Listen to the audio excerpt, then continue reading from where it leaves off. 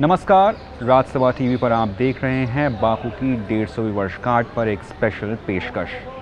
इस एपिसोड में हम बताएंगे कि कैसे बापू की जन्मभूमि गुजरात उनकी एक अहम कर्मभूमि भी बनी। दक्षिण अफ्रीका से 1915 में भारत आने के बाद भारत में बापू ने अपना पहला आश्रम अहमदाबाद के कोचरब में बनवाया। आश्रम जीवन से उनका मतलब था आज़ादी का संघर्ष और साथ में सामाजिक न्याय। जैसे जैसे आश्रम का अर्थ उनकी ज़िंदगी में बढ़ता गया, ये केंद्र बिंदु भी बढ़ते गए और 2 साल बाद 1917 में अपने प्रारूप में आया साबरमती आश्रम।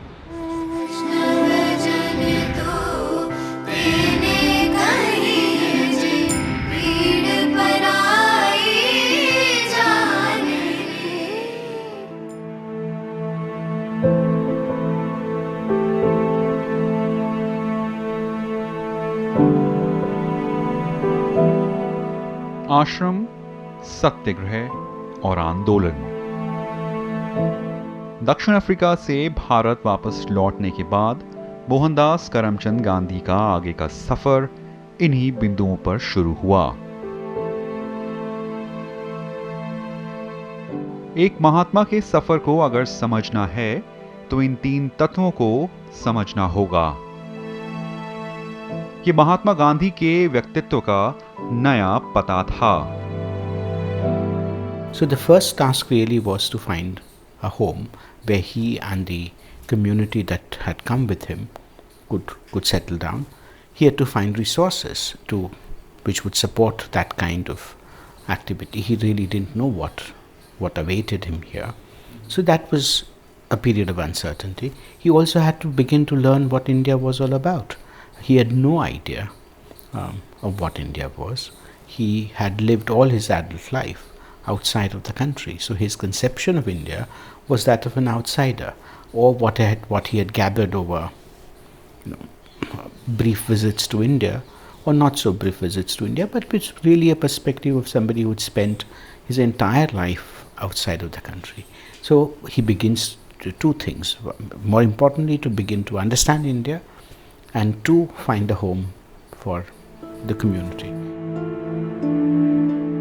1917 के चंपारण सत्याग्रह ने आजादी की लड़ाई को एक नई राह दिखाई और साथ ही एक महात्मा की पृष्ठभूमि की नींव भी रखी। गांधी अब आजादी की लड़ाई के एक नए सेनापति बनने जा रहे थे, लेकिन स्वतंत्रता संग्राम का रुख क्या होगा, उन्होंने इस सवाल के जवाब की शुरुआत अपनी जन्मभूमि गुजरात से की। दक्षिण अफ्रीका में रंगभेद की बहुत बड़ी समस्या थी। उसका सफल सत्याग्रह के द्वारा हल करके महात्मा गांधी जी 1915 में 9 जनवरी को हमारे देश भारत में आए। उस समय उनको आते ही हिंदुस्तान की आज़ादी की लड़त का काम करना था और भारत के लोगों का एक नवनिर्माण हो, देश का पुनरुत्थान हो, ऐसे काम करना था। तो उनको लगा कि इस काम के लिए एक स्थान ऐसा होना चाहिए जहां हम लोगों को तालीम दे सके और मेरे जो सत्याग्रह की विचारधारा है उसके अनुसार लोगों को तैयार करें। शुरुआत जो फिनिक्स से हुई, टॉलस्टॉय में भी रहे, किराए के मकान में रहे, यहाँ बाहरी अपना डेरा बना दिया। तो अहमदाबाद के लोगों ने दरअसल गांधी जी को आमंत्रित किया था और गांधी जी खुद भी सोच रहे थे कि कहाँ रहना है भारत में। अहमदाबाद के लोगों के आमंत्रण को मान देकर वो यहाँ रहे हैं और 15 साल अहमदाबाद में बिताए। 1915 में ही आ गए थे और 30 तक वो यहाँ रहे। यूं तो समक्ष भारत बापू की कर्मभूमि रहा, लेकिन भारत लौटने के बाद गुजरात उनके आंदोलन का एक अहम केंद्र बिंदु बना। हालांकि उनके कई मित्रों और सहयोगियों ने राजकोट और यहां तक कि कलकत्ता समेत कई शहर आश्रम बनाने के लिए सुझाए, बापू ने आखिरकार अहमदाबाद को चुना। Well, he had to find a home for himself and find a home for another 45 people who had come with him from South Africa. There was no natural home for them. There were many offers and there were many possibilities. The Phoenix Party, as it used to be called, was at Shantiniketan. It had preceded, it came before Gandhi, and all of them were at Shantiniketan. So Shantiniketan was one possibility. Hardwar was another possibility. Baijnath Dham was another third possibility. And Gandhi chose finally to hire a house in Ahmedabad and set up the community in Ahmedabad. और ये साबरमती आश्रम का 1917 में आरंभ हुआ, तो उस समय ये वीरान ज़मीन थी और साबरमती के किनारे पर थी। बाजू में साबरमती जेल भी थी। तो उनको एक ख्याल था कि जहाँ जेल होती है वहाँ का हवामान बहुत शुद्ध होता है, वहीं जेल का काम चलता है। तो उन्होंने ये जेल के नज़दीक आरंभ किया और उनके साथ ये भी ख्याल था कि अगर सत्याग्रह करके हमें आज़ादी की लड़ाई को आगे चलाना है तो उनको सत्याग्रह या एक पैर या तो जेल में होगा या तो बाजू में हमारे जो दधीची ऋषि का स्थान है, वहाँ अहमदाबाद का स्मशान है, उसका एक पैर स्मशान में होगा। तो ये बहुत सिंबॉलिक, दो सिंबल के बीच में उन्होंने ये आश्रम का आरंभ किया। और अपनी जीवनी सत्य के साथ प्रयोग में उन्होंने लिखा, गुजराती होने के नाते मुझे लगा कि मैं अपनी भाषा गुजराती से देश की और बेहतर सेवा कर पाऊंगा। साथ ही अहमदाबाद हथकरघा के कौशल का एक प्राचीन केंद्र है और अगर इस कला को पुनः जीवित करना है तो वो यहीं से हो सकता है। हथकरघा एक कला भर ही नहीं बल्कि एक लंबे आंदोलन की सांकेतिक नींव भी थी। गुजरात में साबरमती आश्रम के स्थापित होने के बाद आज़ादी की लड़ाई को एक नया, कह सकते हैं एक और जोर मिला। आश्रम जीवन क्या है? आज़ादी की लड़ाई में आश्रम के जीवन का क्या महत्व है? बापू अक्सर इन्हीं बिंदुओं पर सोचा करते थे। जैसे जैसे संग्राम, आज़ादी की लड़ाई आगे बढ़ती गई, आश्रम के साथ कई अनेकों हस्तियां जुड़ती गई और उन सवालों के जवाब भी मिलते रहे। आज़ादी की लड़ाई में कोई बड़ा या छोटा नहीं होगा। जब तक देश के नागरिकों में समानता का अभाव रहेगा, हम एक नहीं हो सकेंगे। आश्रम जीवन इस सिद्धांत को पूरा करने के लिहाज से भी जरूरी था। भारत की मिट्टी पर बापू के पहले आश्रम संस्थान की शुरुआत मात्र 25 लोगों से हुई और आश्रम जीवन के लिए बापू और उनके साथियों ने नियम और आचरण भी बनाए। आश्रम अब सत्याग्रह के लिए संचार का केंद्र बनने लगा था।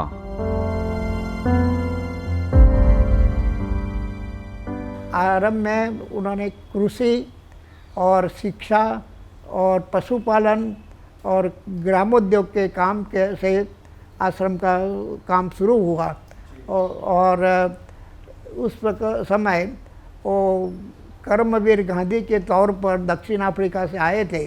तो हमारे देश के बहुत प्रबुद्ध, विचारवान और बहुत सक्षम लोग भी उनके प्रति आकर्षित हुए और वे लोग भी गांधी जी के साथ जुड़े। उसमें काका साहेब कालेलकर, महादेव भाई देसाई, नरहरि परीख और भी बहुत ऐसे विशिष्ट लोग उनके साथ जुड़े और आश्रम का काम बहुत तेज़ी से शुरू हुआ।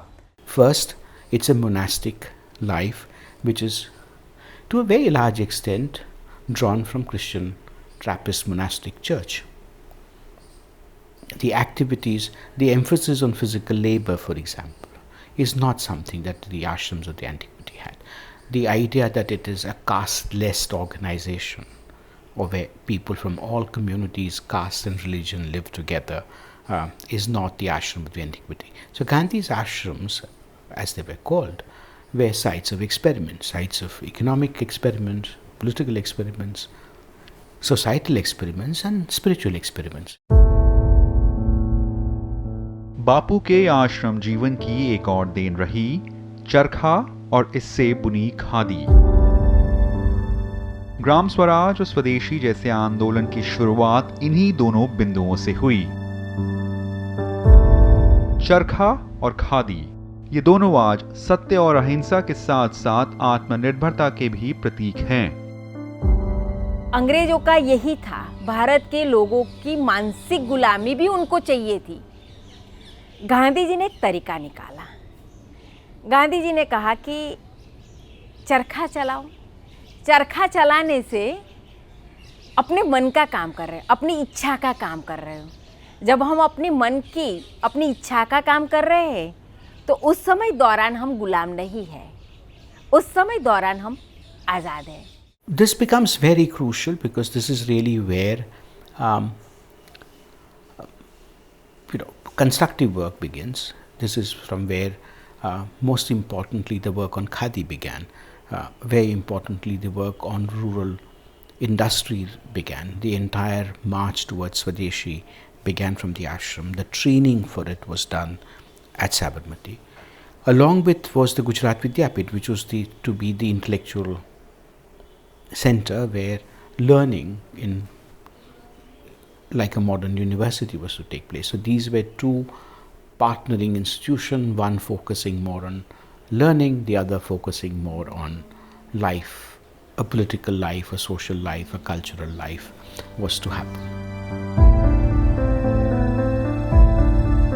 जहां 1917 के चंपारण सत्याग्रह ने ग्राम स्वराज और स्वदेशी जैसे दूरदर्शी आंदोलनों को तेजी दी, तो वहीं बापू को अपने शुरुआती प्रयोग में सफलता मिली। अहिंसक सत्याग्रह अब भारत के स्वतंत्रता संग्राम का तरीका बन चुका था। सत्याग्रह, सत्याग्रह में यानी जो सही बात है, जो न्यायी बात है, जो उचित है, उसका आग्रह करके हमें अहिंसा से उसका हल करना। यानी हमें शरीर पर या तो कोई हिंसा का आसरा नहीं, लेकिन अहिंसा और सत्य के द्वारा वो समस्या का हल करना, वो सत्याग्रह है। आश्रम के एक पैनल में आप देख पाएंगे, आश्रम एक विचार करके लिखा है, और आश्रम में जो जो लोग जुड़ते थे उनमें एक अलग सा अनुभव सब लोग पाते थे कि जहाँ थे वहाँ से कुछ उनके जीवन में जो अपने आप में परिवर्तन पाते थे। तो गांधी जी के सहवास में लोगों ने एक अच्छी सी जीवन की दिशा को प्राप्त किया है। और अगले ही साल 1918 में गांधी ने एक और सत्याग्रह की शुरुआत की, खेड़ा सत्याग्रह। अहमदाबाद मिल मजदूरों की हड़ताल के बाद ये गुजरात में उनका पहला बड़ा सत्याग्रह था। सूखे और प्लेग की महामारी से ग्रस्त किसानों पर अंग्रेज सरकार की कर वसूली उनके लिए एक बेहद बड़ी मार थी। जब कई बार आग्रह करने के बाद भी अंग्रेज सरकार पर कोई असर नहीं हुआ, तब बापू ने खेड़ा के ग्रामवासियों और पटीदारों से सत्याग्रह करने को कहा। इस सत्याग्रह में सरदार वल्लभ भाई पटेल बापू के आंदोलन के एक अहम स्तंभ बनकर सामने आए। ये बापू और सरदार की एक लंबी साझेदारी की भी शुरुआत थी। मैं समझता हूँ कि गांधी जी के बहुत से कार्यक्रम को चालना मिलने में, उसको आगे बढ़ाने में गुजरात के लोगों ने उस समय बहुत योगदान दिया, और गांधी जी के विचार में जो सत्य और अहिंसा जो वगैरह मूलभूत विचार है, उसकी यहाँ अच्छे ढंग से लोगों ने अब काम आरंभ किया। तो जैसे उनकी कर्मभूमि में इस साबरमती से उन्होंने जो कार्यक्रम चलाए, उसमें ऐसे एक बाद एक, उस चंपारण के बाद तुरंत ऐसा ही एक किसानों का सत्याग्रह गुजरात के खेड़ा जिले में आ गया और चंपारण की वजह सफलता की वजह से खेड़ा के किसानों ने भी गांधी जी को कहा कि आप इसकी अगुवाई करें, तो खेड़ा सत्याग्रह चलाया। ये वो समय था जब बापू ने अपने आंदोलन के साथ जनसंचार के माध्यम भी खड़े किए। 1919 में यंग इंडिया की स्थापना हुई, जो कि एक साप्ताहिक अखबार हुआ करता था। इस मुहिम से आगे चलकर बापू ने 1929 में नवजीवन प्रेस की भी स्थापना की। आजादी की लड़ाई के आंदोलन में नवजीवन और यंग इंडिया के योगदान की मिसाल आज भी दी जाती है। हम अगर गांधी जी को गांधी जी की ही फ्रेम में देखें, जो कि उनकी भी वृत्ति नहीं थी, लेकिन ये सौराष्ट्र और गुजरात की भूमि में जो इनबिल्ट कुछ बातें थी ना, वो उन्होंने ग्रहण किया। मैं आपको उदाहरण के साथ बताऊं, अस्पृश्यता निवारण, तो गांधी जी ने तो ये यहाँ पर 80 साल पहले, 100 साल पहले ये बात की। ये सौराष्ट्र में नरसिंह मेहता ने जूनागढ़ में 600 साल पहले ये बात की थी। वो भजन गाने जाते थे और जो कम्युनिटीज़ वहाँ पर नहीं जाना चाहिए था, जो एक बात थी ऐसी, ये मैं तो उसको सामाजिक दूषण कहता हूँ, वहाँ पर जाके वो भजन गाते थे। तो ये शुरुआत वहाँ से हुई। तो गांधी ने जाने अनजाने वो संस्कार वहाँ से लिए और वैष्णव जन तो तेने रे कहिए जे पीड़ पराई जाने रे, ये नरसिंह मेहता का पद है। अपनी कर्मभूमि से शुरू हुए आश्रम जीवन और उसके नियमित जीवन से बापू के आंदोलन आगे बढ़ते रहे। हालांकि उन्होंने खुद अपने को अब पर्दे से पीछे रखना शुरू कर दिया था, जिसकी मिसाल बारडोली सत्याग्रह में भी देखने को मिली। That was the decade of the 1920s is a period when Gandhi had withdrawn from politics. Right? 1922 is when Chauri Chaura happens. He suspends the non-cooperation and Khilafat movement. He's imprisoned, he's released, and that is the period when he actually goes into hibernation. Not really participating in the political activity. Congress also sees certain kinds of fragmentation. And it's around 1928-29 that Gandhi is drawn back into the political movement. साल 1928 आते आते भारतीय राष्ट्रीय कांग्रेस अब काफी सक्रिय हो चुकी थी। गांधी संग्राम के सेनापति थे, तो सरदार पटेल, जेबी कृपलानी, मौलाना आजाद और जवाहरलाल नेहरू जैसे नेता इसके चेहरे बन चुके थे। उसी वर्ष देश एक बार फिर एक अहिंसक सत्याग्रह करने को खड़ा हो चुका था, बारडोली सत्याग्रह। इस आंदोलन की अगुवाई सरदार पटेल द्वारा की गई, जहां मांग थी अंग्रेज सरकार की कर बढ़ोतरी का विरोध। बॉम्बे प्रेसिडेंसी की सरकार ने एक आदेश पारित कर किसानों के कर को 30% से भी ज्यादा बढ़ा दिया था। ठीक खेड़ा की तरह ही अनेकों गुहार और गुजारिशों के बाद भी अंग्रेज सरकार ने किसानों की एक भी नहीं मानी और अंततः सरदार की अगुवाई में बारडोली सत्याग्रह की शुरुआत हुई। वो गांधी जी ने कहा कि अब एक आंदोलन वल्लभ भाई चलाएंगे और बारडोली में गांधी विचार के अनुसार और सत्याग्रह की सही रीत से वो आंदोलन चलाया गया और उसमें भी सफलता मिली। और गांधी जी ने कहा कि हमें उस समय सबसे बड़ी उपलब्धि अगर कोई हुई तो मुझे सरदार मिले। वो वल्लभ भाई पटेल ही उस समय थे, लेकिन लोगों ने उनको सरदार सरदार कहा। तो गांधी जी ने कहा कि ये बारडोली सत्याग्रह की फलश्रुति किसानों को जो सही समस्याएं थी उसका तो निराकरण हुआ, लेकिन मुझे तो सरदार मिले, वो बहुत बड़ी उपलब्धि है। सत्याग्रह के सामने अंग्रेजों को झुकना पड़ा और बड़े कर को वापस लिया गया और साथ ही किसानों की जब्त की गई जमीनें वापस की गईं। हालांकि इस आंदोलन की अगुवाई सरदार पटेल ने की थी, लेकिन इसकी सफलता का सेहरा सरदार ने बापू को पहनाया।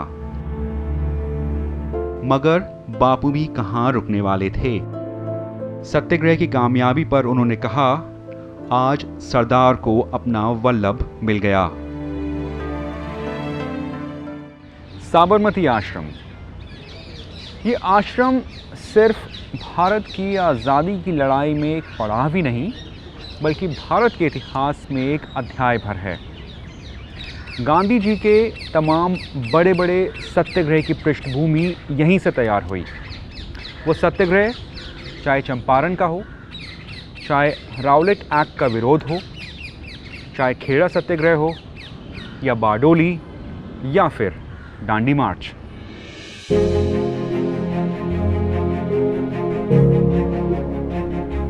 बारह मार्च 1930 ये भारत के इतिहास में एक शिलालेख की तरह जड़ा रहेगा। इसी दिन बापू ने नमक सत्याग्रह की शुरुआत की। ये वो आंदोलन था जिसने अंग्रेजी हुकूमत की नींव हिला दी थी। साबरमती आश्रम की वो सुबह देश को आज भी याद है। आज़ादी की लड़ाई में जितने भी प्रकरण हुए, उसमें से बहुत बड़ा, अगर the biggest challenge, the biggest जिसे हम कह सकते हैं, वो दांडी कूच, ये यहाँ से ये गुजरात से हुई। तो क्योंकि वो जब हिंसा का पूरा वातावरण था, उस वक्त पूरी दुनिया को ये मालूम होना चाहिए था कि अहिंसा से सब कुछ हो सकता है। तो ये पूरा, और दांडी का जो सत्याग्रह है उसकी नींव तो जब वो इंग्लैंड में से तब रखी गई थी। नमक पर टैक्स नहीं होना चाहिए, वो अफ्रीका में भी उन्होंने लिखा था, फिर जाकर ये बात आई। आश्रम में गांधी जी के जो यहाँ पर शुरुआत हुई किराए के मकान में और यहाँ आए, उस दौरान जो जो घटनाएं हुई, जैसे कि बिहार में जाना हुआ गांधी जी का मोतिहारी चंपारण सत्याग्रह के लिए, रॉलेट एक्ट का विरोध किया, विदेशी कपड़ों की होली जलाना, चौरी चौरा का इंसिडेंस में गांधी जी ने उपवास रखे, कोहाट हिंदू मुस्लिम दंगे हुए तब गांधी जी ने चंदा इकट्ठा किया, वाइकम सत्याग्रह में केरल में भी जाना हुआ गांधी जी का, और नमक सत्याग्रह तक गांधी जी की जो पूरा हम देखेंगे, उस दौरान लोगों के अंदर एक जुवाड़ पैदा करना चाहते थे आज़ादी के लिए, तो वो यहाँ से संभवित हुआ। तो आश्रम एक ऐसा स्थान बना कि जहाँ से आज़ादी की एक बहुत बड़ी पहल हुई। 24 दिनों तक मध्य गुजरात के कई गांव और शहरों से होती हुई बापू के सत्याग्रह का जन सैलाब 6 अप्रैल 1930 को नवसरी के दांडी तट पर पहुंचा।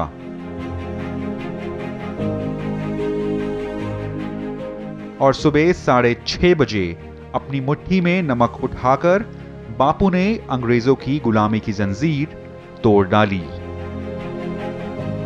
He'd been thinking about salt and salt laws for a very long time, so it is not something that came to him as a sudden idea. Even as early as 1909 in Hind Swaraj, he says, well, if you're talking about injustices, salt law is not a minor injustice. So he was aware that there is this institutional mechanism of extraction which seemed to be unfair and unjust. So there was a longer engagement that he had with the idea of salt. Also that he was somebody who constantly experimented with saltless and salt-free diet, right? So he knew what salt really meant to people, and symbolically it was very important because that was the idea that something that united all living beings. Dandi के पास जो नमक का उत्पादन हो रहा था और उसका जो वहाँ वर्कशॉप था, वहाँ एक बहुत बड़ा सत्याग्रह आरंभ किया। और उस सत्याग्रह में इतनी सरकार ने ज़बरदस्ती की, लोगों को मारा पीटा, सत्याग्रहों के साथ बहुत ज्यादती हुई, तो उसका असर देश भर में हुआ। और करीब करीब कहते हैं कि 60,000 लोग उस समय जेलों में गए देश भर में। और उसके जो वातावरण बना, उससे हिंदुस्तान के जो आज़ादी की लड़त थी उसको बहुत बल मिला। और कहा जाता है कि दांडी सत्याग्रह से ब्रिटिश राज्य के जो नींव है उसमें लूना लगा, यानी क्षार आ गया, उसका ध्वंस होना आरंभ हो गया।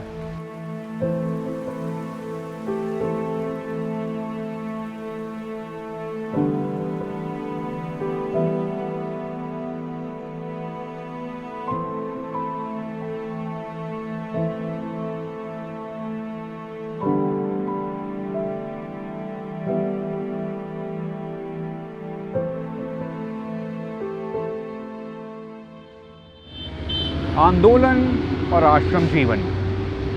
साबरमती में इन दो बिंदुओं की जो नींव रखी गई थी वो आगे चलकर बेहद कारगर तरीके से देश के कई हिस्सों में फैलना शुरू हो गई। कई तो बेहद निर्णायक आंदोलन के रूप में भी तब्दील हुई। किस तरह से आगे चल के ये आंदोलन, जिसको डांडी मार्च या नमक सत्याग्रह से एक बेहद ज़बरदस्त गति मिली, आगे चलकर इसने हमारे स्वतंत्रता संग्राम को प्रभावित किया, या कहें बापू के जीवन को प्रभावित किया, और साथ ही आश्रम जीवन ने किस तरह से हमारे संग्राम को दिशा दी, ये सब जानने के लिए देखते रहिए बापू की 150वीं वर्षगांठ पर राज्यसभा टीवी की खास पेशकश। आगे के एपिसोड में हम बताएंगे कि किस तरह भारत के अन्य हिस्सों में बापू के आश्रम जीवन ने हमारे स्वतंत्रता संग्राम को प्रभावित किया। शुक्रिया।